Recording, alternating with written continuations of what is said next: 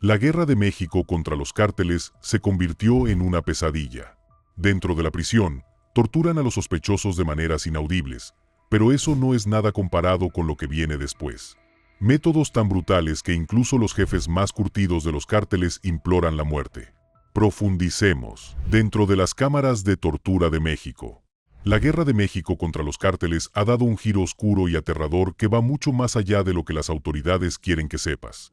A puerta cerrada, en celdas oscuras y alejadas del ojo público, el gobierno ha desatado tácticas de interrogatorio tan extremas que incluso los veteranos sicarios de los cárteles, hombres que han sobrevivido a tiroteos, ejecuciones rivales y años de fuga, se derrumban en minutos. No se trata de interrogatorios estándar ni de métodos mejorados que quizás hayas visto en películas o documentales. Se trata de enviar un mensaje. Uno que queda grabado en la carne y la memoria de cualquiera que se atreva a cruzar la línea. Lo más escalofriante de todo esto, múltiples fuentes de estas instalaciones afirman que lo que estamos viendo ahora es solo el comienzo de algo mucho más sistemático y brutal. Estás a punto de descubrir cómo, según informes, México electriza, asfixia y destruye psicológicamente a los miembros de los cárteles capturados, a veces utilizando métodos tomados directamente de los propios cárteles. Y quizás la revelación más impactante de toda esta investigación es la creciente evidencia de que estas tácticas no solo son toleradas por las altas autoridades, sino que, de hecho, son ordenadas desde las más altas esferas del gobierno. Esto representa una estrategia brutal y calculada, diseñada no solo para quebrar el cuerpo humano, sino para quebrantar la lealtad que ha mantenido en silencio a los miembros de los cárteles durante décadas. La transformación no se produjo de la noche a la mañana, sino que evolucionó como una respuesta deliberada a la constatación de que los métodos tradicionales de interrogatorio eran completamente inútiles contra individuos que ya se habían insensibilizado a la violencia tras años de participación en las operaciones de cárteles más horrendas imaginables. Los rumores sobre estos nuevos métodos comenzaron con grabaciones filtradas que empezaron a circular en redes clandestinas. Grabaciones telefónicas borrosas y temblorosas, obtenidas clandestinamente de instalaciones fuertemente vigiladas, mostraban a hombres atados retorciéndose en el suelo de cemento en evidente agonía. En un video particularmente perturbador, una voz fuera de cámara provoca a un prisionero con un tono cantarín antes de activar lo que parece ser algún tipo de dispositivo eléctrico.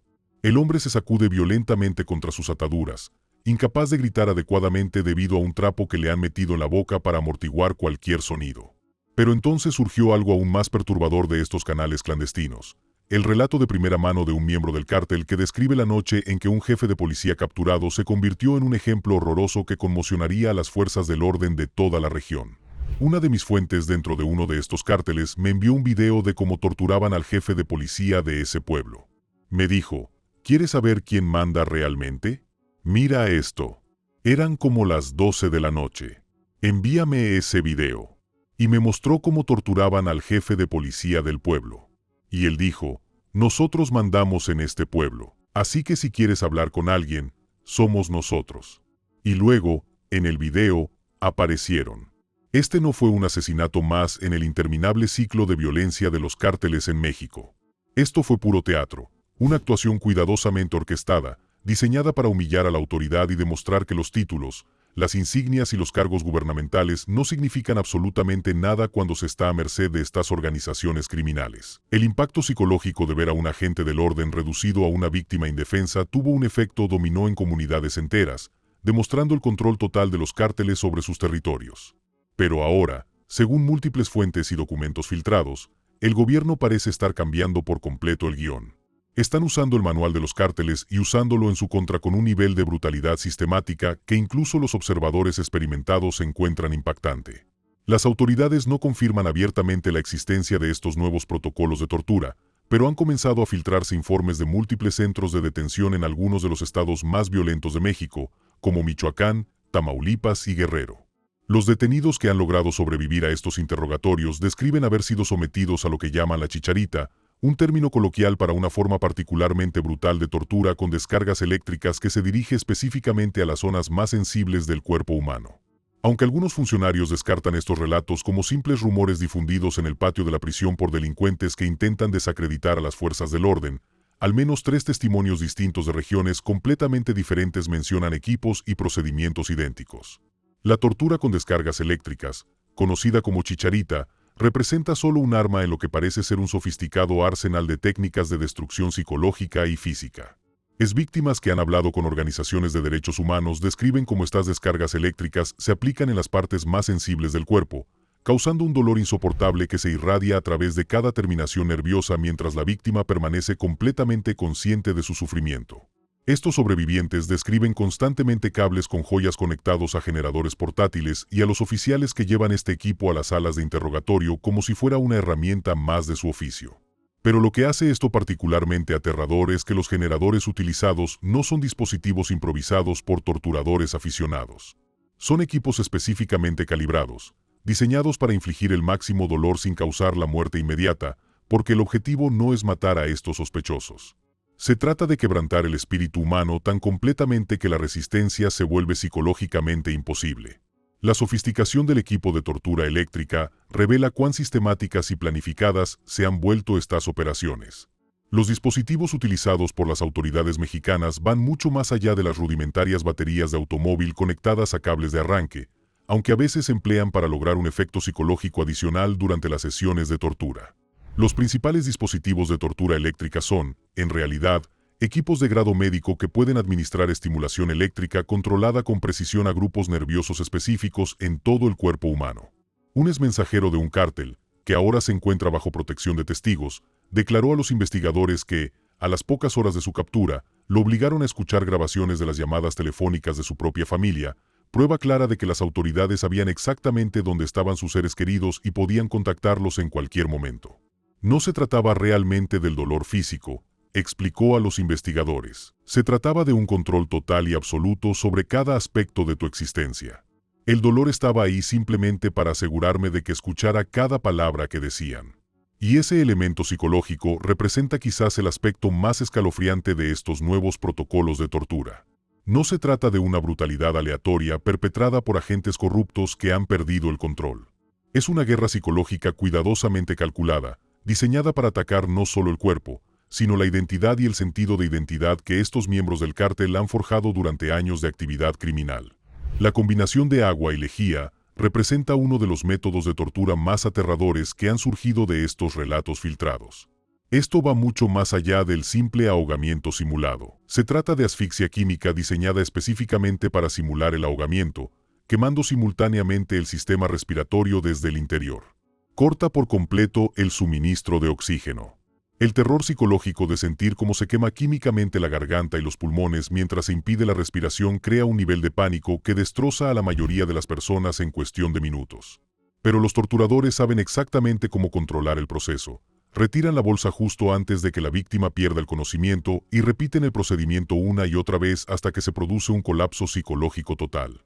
La narrativa oficial de fuentes gubernamentales presenta todo esto como una fuerza necesaria en lo que describen como una guerra sin precedentes contra las organizaciones criminales.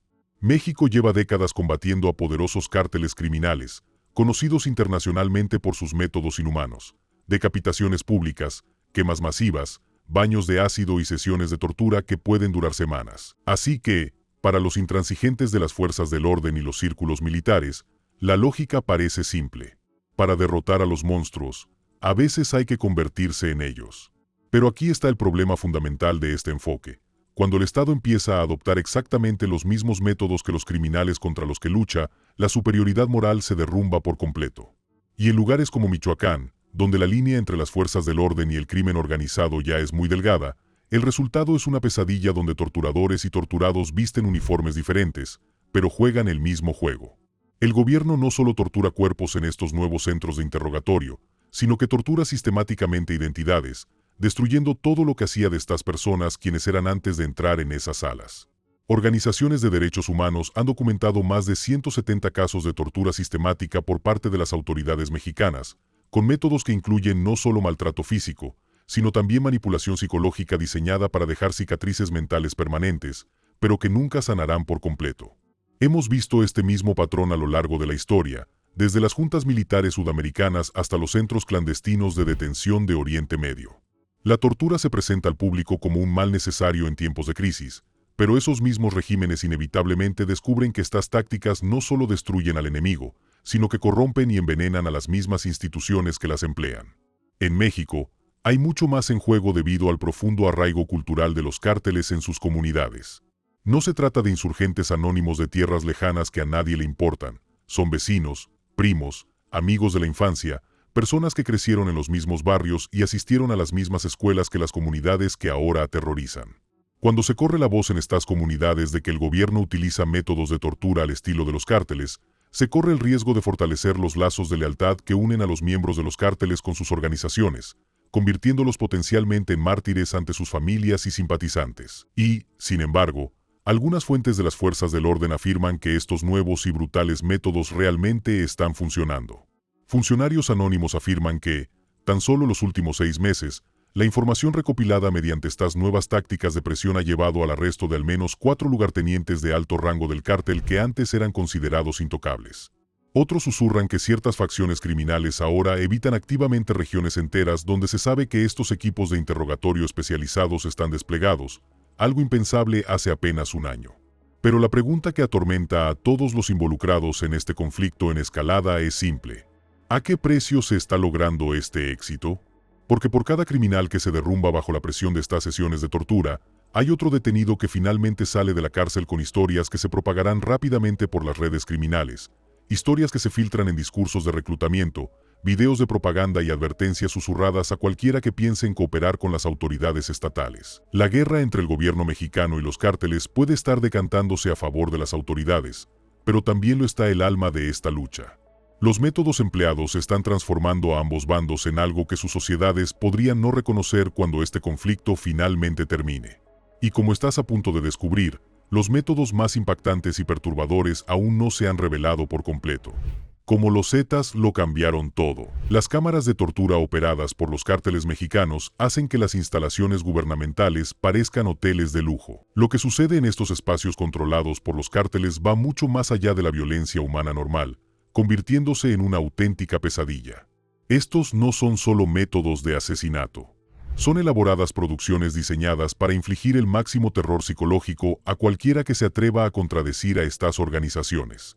La creatividad y la naturaleza sistemática de los métodos de tortura de los cárteles representan un nivel de maldad humana que la mayoría de la gente simplemente no puede comprender.